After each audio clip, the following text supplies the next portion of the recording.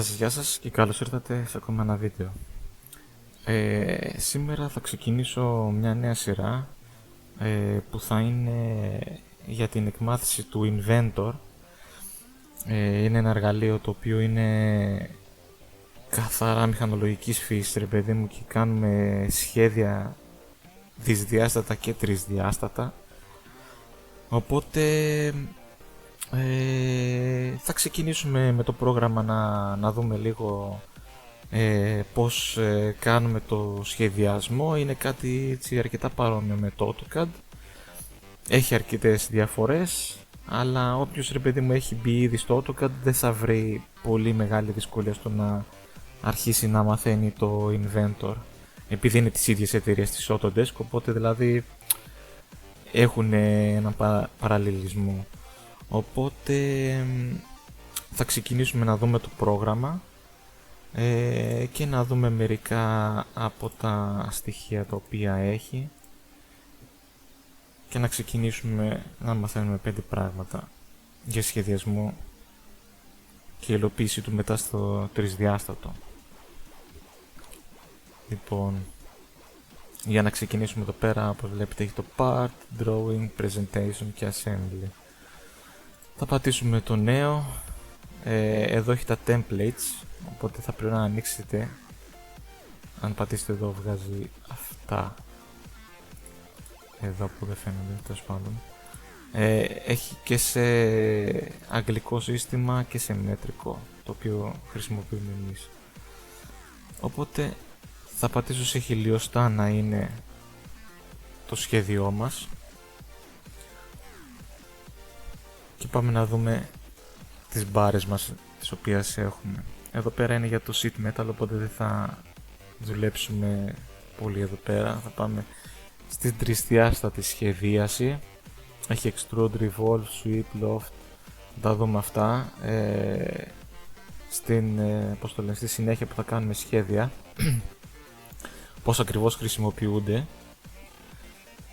Κυρίως θα δουλέψουμε στο sketch εδώ πέρα. Αυτά εδώ θα τα δούμε. Οπότε πάμε να ξεκινήσουμε ένα δυσδιάστατο σχέδιο. Εδώ μας έχει τους άξονες χ, ψ, z και χz. Είναι οι άξονες με τους οποίους θα μπορούμε να δουλέψουμε και να επιλέγουμε πού θα δουλέψουμε. Εγώ θα ξεκινήσω στον χ. Ωραία. Λοιπόν, έχουμε τα κλασικά εδώ πέρα γραμμές, κύκλους, τόξα,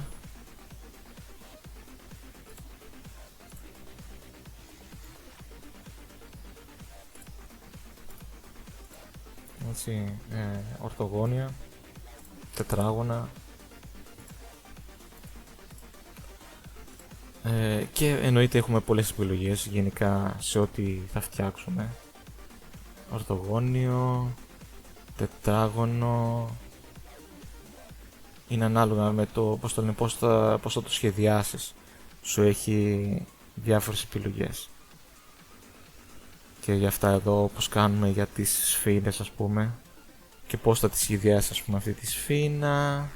Το ίδιο και αυτά εδώ, πολύγωνα, έχει να δούμε και στο τόξο. Έχει διάφορες επιλογές για το πώς θα το σχεδιάσεις, κύκλο και έλλειψη. Και στην γραμμή, ρε παιδί μου, έχουμε το spline. Έχει διάφορα τέτοια. Όπως είναι κάτι ανάλογο, ας πούμε, το polyline στο AutoCAD. Έχουμε εννοείται fillet και chamfer. Μπορούμε να βάζουμε εννοείται κείμενο. Και έχουμε και τα block εννοείται. Μετά έχουμε τις εντολές στο move. Επιλέγουμε τι θέλουμε να μετακινήσουμε. Μετά το base point, από πού θέλουμε να το μετακινήσουμε. Το πιάνουμε. Το πάμε όπου θέλουμε εμείς. Και μετά done. Ή δεξί κλικ και ok. Το copy κλασικά επιλέγεις, ρε παιδί μου. Μετά πάλι select base point, είναι κάτι ανάλογο όπως το AutoCAD. Ωραία. και escape. Δεξί κλικ πάντα, έτσι, δεξί κλικ είναι αυτό. Το copy εννοείται έχουμε το rotate, center point. Επειδή έχει constraint τώρα αυτό, δεν μπορούμε να το περιστρέψουμε. Να δούμε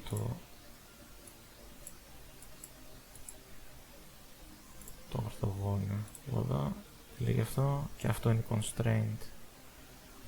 Οκ, δεν πειράζει, θα το κάνουμε εδώ πέρα για να το δούμε. Για να έτσι ό,τι να είναι, ας πούμε, σχέδιο, rotate, το επιλέγουμε, base point πέσουμε. Ναι.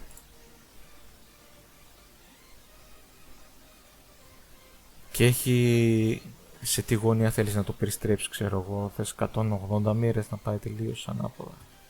Και apply. Με το enter που πάτησα τώρα έγινε apply κατευθείαν. Και done. Ωραία. Μετά έχουμε το trim, όπως το AutoCAD. Παπ. Δεξικλικ και OK. Μετά έχουμε το extend.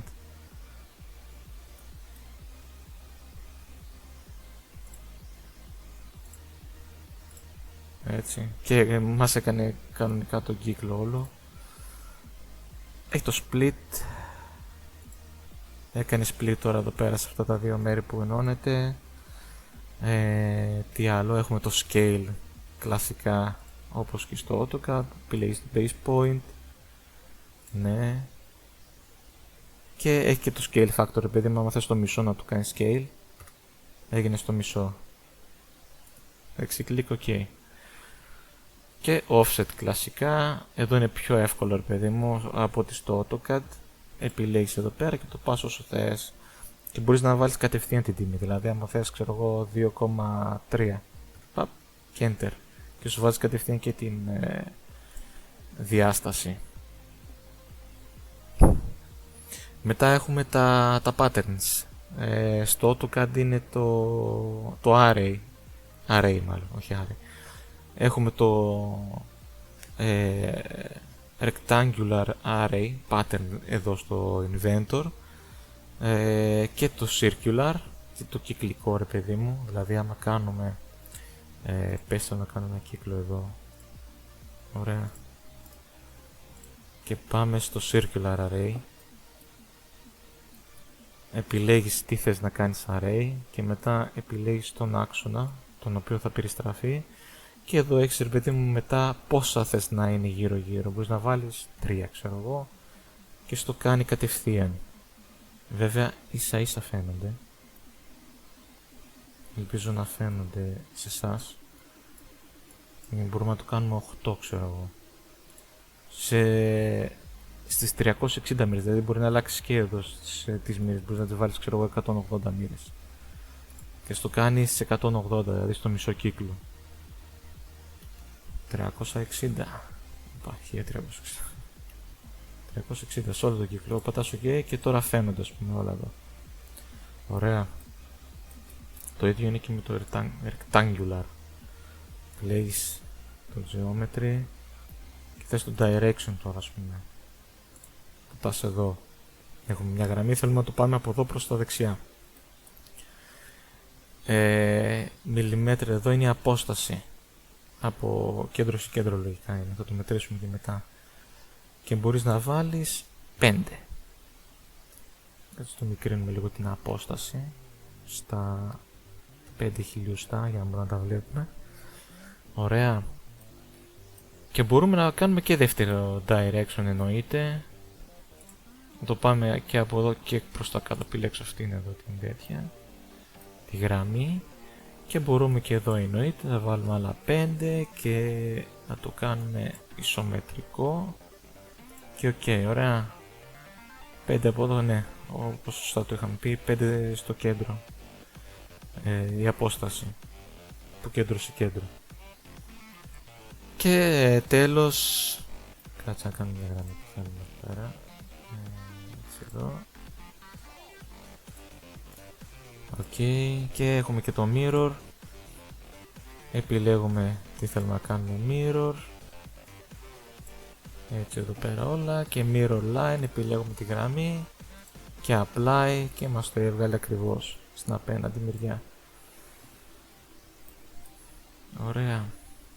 Μετά το dimensions. Το dimensions είναι ξεκάθαρο και είναι και έτσι πιο βολικό από το, λίγο πιο βολικό από το AutoCAD. Δηλαδή μπορείς να επιλέξεις κατευθείαν, ας πούμε, τον κύκλο και να σου βγάλει την την διάμετρο του κύκλου 4,25.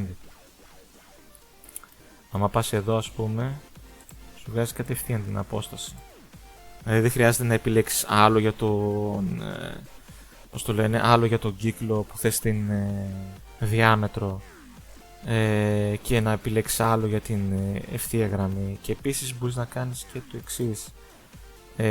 Μπορείς να επιλέξεις το κύκλο και να πας να κουμπίσεις στη γραμμή και σου λέει το κέντρο του κύκλου από αυτή τη γραμμή πόσο είναι. Έτσι. Το ίδιο και εδώ, έτσι. Άμα κουμπίσεις το ένα κύκλο και τον άλλο κύκλο, σου βγάζει, ναι, ok, είναι ήδη constraint. Σου βγάζει την απόσταση των κέντρων τους. Τι άλλο, μπορείς να μετρήσεις γωνία, έτσι, επιλέξεις αυτά τα δύο και σου βγάζει γωνία. Ναι, να δούμε μερικές γωνίες, έτσι. 63. Και εδώ, επειδή δεν είναι constraint, μπορούμε να την αλλάξουμε. Okay. Μπορείς να την αλλάξεις και θα αλλάξει κατευθείαν όλη η γωνία. Δηλαδή θα το βάλουμε 70 μοίρες. Άνοιξε προς τα κάτω. Θες να το κάνεις 90. 90 λοιπόν. Enter. Και τώρα αυτήν είναι κάθετη. Είναι 90 μοίρες γωνία. Αυτή είναι εδώ. Είναι εδώ. Είναι 85. Μπορείς να την κάνεις 60, ξέρω εγώ. Παπ. Στο βγάλω. Αλλάζει κατευθείαν. Ωραία, τα constraints τώρα. Εδώ πέρα τα constraints κυρίως χρησιμοποιούνται για να περιορίσουμε λίγο την κίνηση του σχεδίου. Δηλαδή τώρα αυτό εδώ θα δούμε το κέντρο του, να το κάνουμε constraint με αυτό το κέντρο και έρχεται στο κέντρο ακριβώς. Και με το άλλο, κυρίως αυτές θα χρησιμοποιήσουμε πιο πολύ στο σχεδιασμό. Έτσι. Okay. Και τώρα παίρνω εγώ αυτή τη διάσταση εδώ. Ωραία, και θέλω να την κάνω 15, ξέρω εγώ. Μετακινήθηκε ισόποσα από αυτό το σημείο. Δηλαδή παραμένει στο κέντρο αυτό και αυτό, εννοείται, έτσι. Εδώ που το έχουμε κάνει constraint. Το ίδιο και αυτό. Έτσι, να το κάνουμε 30, ξέρω εγώ. Βλέπετε, μετακινήθηκε ισόποσα και από τις δύο μεριές. Θα κάνουμε ένα άνισο στο γόνι. Οκ. Βλέπουμε εδώ είναι 16,59. Αυτό είναι 11. Τι μπορούμε να κάνουμε τώρα με τα constraint, έτσι. Αυτό τι λέει, αυτό είναι παράλληλο. Να επιλέξουμε αυτό και το έκανε παράλληλο τώρα με αυτήν εδώ. Δηλαδή πρώτα επιλέγουμε από πού θέλει να πάρει τη κλίση και την εφαρμόζουμε στο επόμενο. Ωραία. Επίσης το equal θα είναι ίσο. Δηλαδή θα πάρουμε αυτήν τη διάμετρο, τη διάσταση, την διάμετρος διάσταση και θα επιλέξουμε αυτό. Και τι λέει? Οκ. Κάτσε να το διαγράψουμε. Να μην είναι constraint από τη διάσταση, οπότε επιλέγουμε και ξαναεπιλέγουμε και έγινε ίσο αυτό με αυτό. Δηλαδή άμα δούμε το dimension είναι 11,613. Έτσι, είναι ακριβώς το ίδιο. Τώρα μπορούμε ακριβώς, ναι, για να το κάνουμε perpendicular. Αυτό και ίσια ξανά. Ήρθαν στα ίσια τους και έγινε ευθεία. Το tangent είναι, κάνουμε ένα κύκλο όπως το θέλουμε και παίρνουμε εδώ, πατάμε στο κύκλο και πατάμε εδώ και είναι εφαπτώμενος εδώ, σε αυτή την ευθεία εφάπτεται. Επίσης μπορούμε να πάρουμε σημείο, πάρουμε δηλαδή το κύκλο και να βάλουμε αυτό το σημείο εδώ. Τι λέει? Έχω αρκετές constraint, κάτσε να διαγράψω μερικά.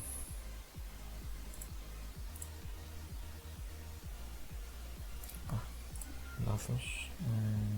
Το σημείο πάλι.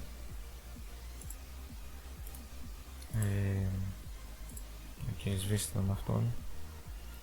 Πάμε να ξανακάνουμε άλλο κύκλο. Παίρνουμε το σημείο αυτό και το φέρνουμε εδώ, ακριβώς αυτό το σημείο.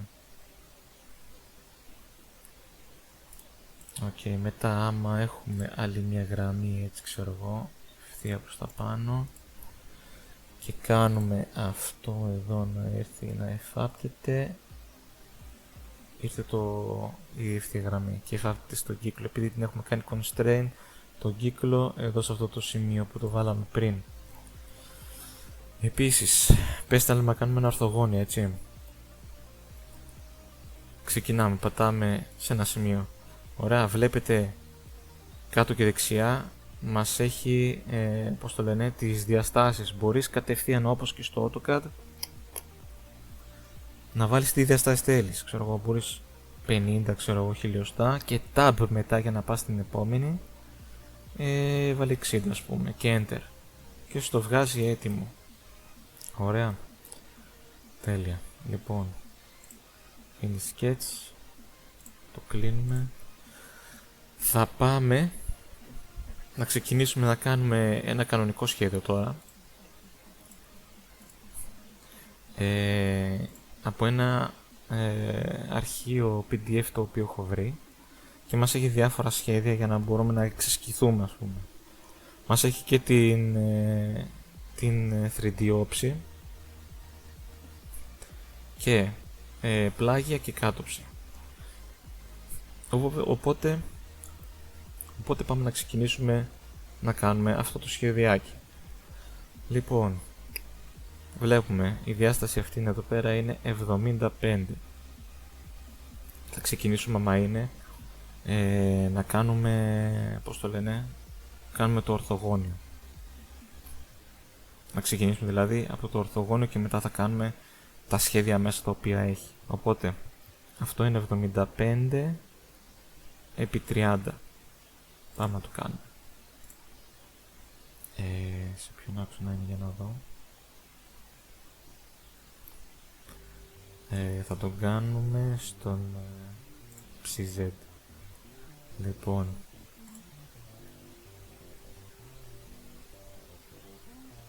πάμε να το κάνουμε. Αυτό είναι το 30 επί 75. Ωραία, ok. Πάμε να το ευθυγραμμίσουμε, να βάλουμε τα constraints μας.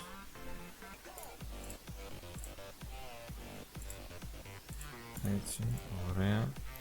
Λοιπόν, τώρα αυτό μπορούμε να το κάνουμε με δύο τρόπους, ας πούμε. Μπορούμε να το κάνουμε κατευθείαν, να κάνουμε τα chamfer εδώ πέρα στο σχέδιο, ή μπορούμε να κάνουμε τα chamfer μετά στο τρισδιάστατο σχέδιο, γιατί έχουμε και αυτή την επιλογή.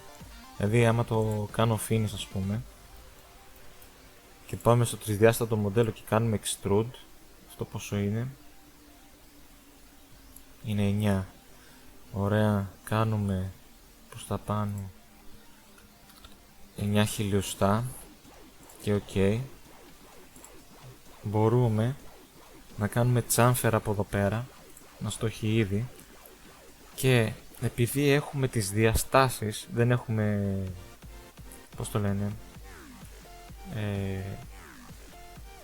μοίρες. Εδώ βάζεις διάσταση και μοίρες, εδώ βάζεις τις δύο διαστάσεις. Ωραία, και έχουμε 9 χιλιοστά και 9 χιλιοστά από το σχέδιο. Θα σας το βάλω κάπου να το βλέπετε. Επιλέγουμε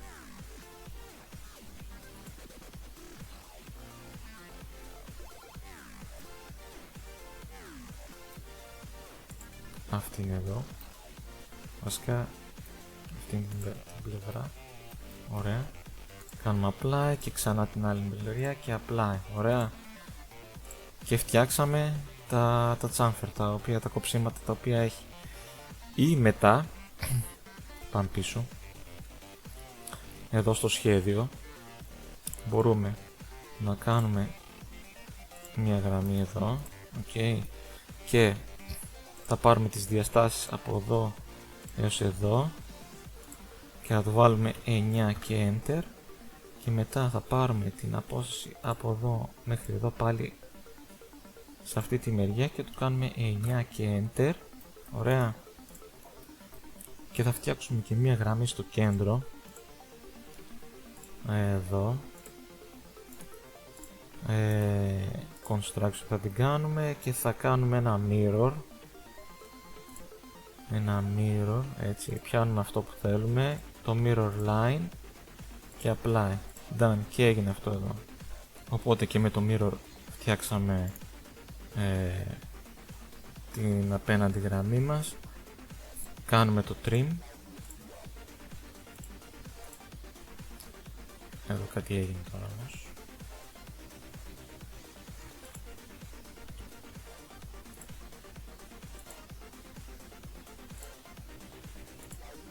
Για κάποιο λόγο δεν θα με εκπλάσω το τι κάνει. Οπότε θα το διαγράψω όλη τη γραμμή και θα το ξανακάνουμε και είναι έτοιμο, έτσι. Πατάμε finish sketch και 3D model extrude πάλι 9 και είναι έτοιμο όπως πριν. Ωραία, για να κάνετε αυτό το γύρω γύρω, για να βλέπετε το τρισδιάστατο πιο εύκολα, πατάμε shift και κλικ τη ροδέλα και την κρατάμε και τη σέρνουμε.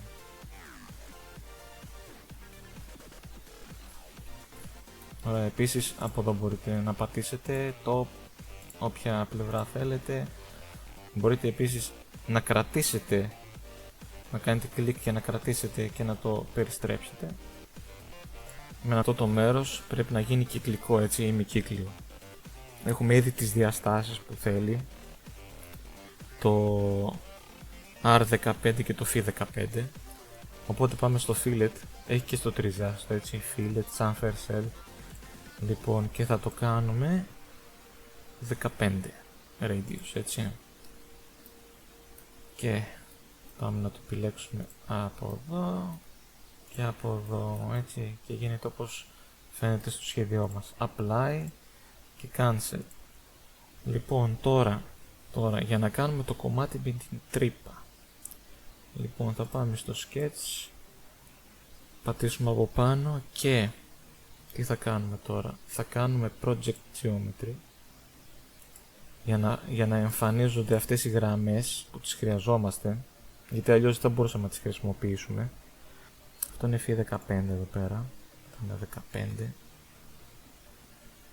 αυτό έχει έτοιμο και ok. Και από το κέντρο μέχρι την επόμενη γραμμή είναι 18 χιλιοστά, οπότε δηλαδή τραβάμε μια γραμμή που θέλουμε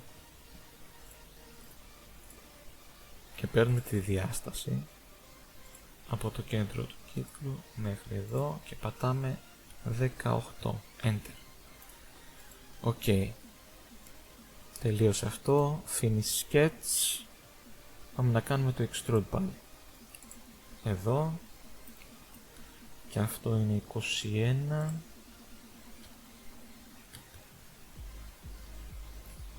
και ok. Τώρα για να κάνουμε το νεύρο στη μέση θα κάνουμε το εξής. Πάμε εδώ στο origin και θα δούμε τα planes. Ωραία, γιατί θέλουμε να το κάνουμε ακριβώς στη μέση, οπότε το PZ Plane είναι ακριβώς στη μέση όπως το θέλουμε. Πατάμε Sketch, πατάμε εδώ κάτω Slice Graphics για να μας βγάλει ακριβώς τι βλέπουμε στο plane που είμαστε. Βλέπουμε τώρα δηλαδή σε τομή. Έτσι, από εδώ μέσα περνάει το plane στο οποίο θα κάνουμε σχέδιο. Οπότε δεν χρειαζόμαστε κάποια ιδιαίτερη διάσταση. Θα κάνουμε project geometry τη γραμμή αυτή και αυτή τη γραμμή για να μπορέσουμε να κάνουμε γραμμές πάνω εδώ. Γραμμή δηλαδή. Οπότε παίρνουμε το line. Πάμε στην κορυφή από τη μία και την κορυφή την άλλη. Ωραία. Και ok. Βασικά θα κάνουμε project και αυτή τη γραμμή, γιατί πρέπει να είναι κλειστό το σχέδιο για να μπορούμε να κάνουμε extrude. Finish sketch.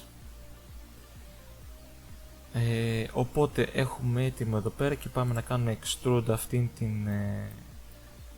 αυτό το σχέδιο εδώ πέρα. Θα το κάνουμε και από τις δύο πλευρές επειδή είμαστε στη μέση και το σύνολο θα είναι 7 χιλιοστά. Ωραία. Και ok. Και έχουμε έτοιμο το σχεδιάκι μας, το οποίο το είδαμε στο χαρτί του PDF. Εύκολο, αρκετά εύκολο. Εδώ τι έχουμε. Εδώ δεν έχουμε μέχρι το τέρμα κάτω την τρύπα. Εντάξει, δεν είναι κάτι το ιδιαίτερο. Μπορούμε να κάνουμε ένα σχεδιάκι μέσα στην τρύπα. Να κάνουμε project που είναι project geometry. Ωραία. Finish και μετά πάμε στο extrude, γιατί μπορούμε να κάνουμε και το extrude να κόβει. Ωραία. Through all.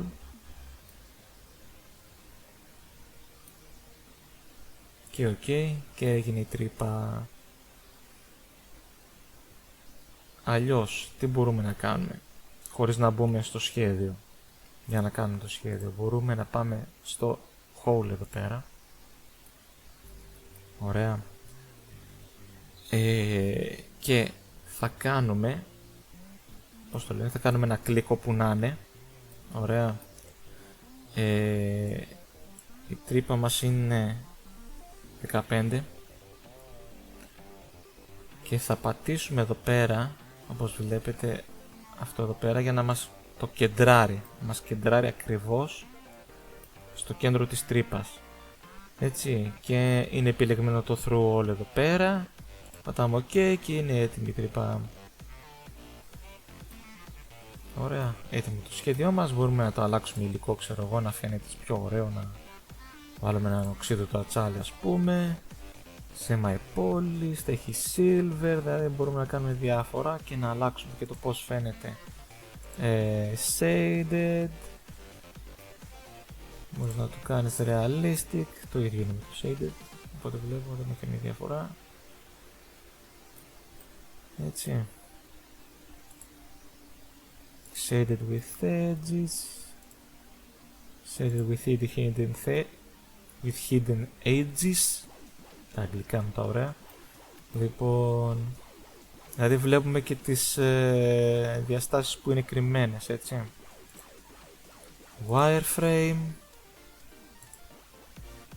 with hidden edges. Είναι όπως το σχέδιο που κάναμε, ότι δεν φαίνεται, το κάνουμε με διακεκομμένες γραμμές, χωρίς να φαίνονται. Μονόχρωμο, τι άλλο, watercolor, sketch illustration,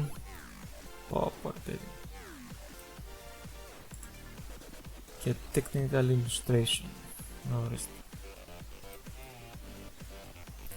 Ωραία. Βάλω το κανονικά όπως το είχαμε πριν.